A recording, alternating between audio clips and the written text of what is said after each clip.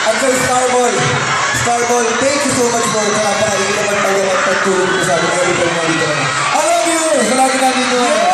Sa isang kamarte, ang isang part-time king ngayon, Consol King!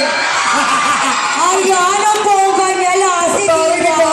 Part-time king pero naging Consol King! Hindi.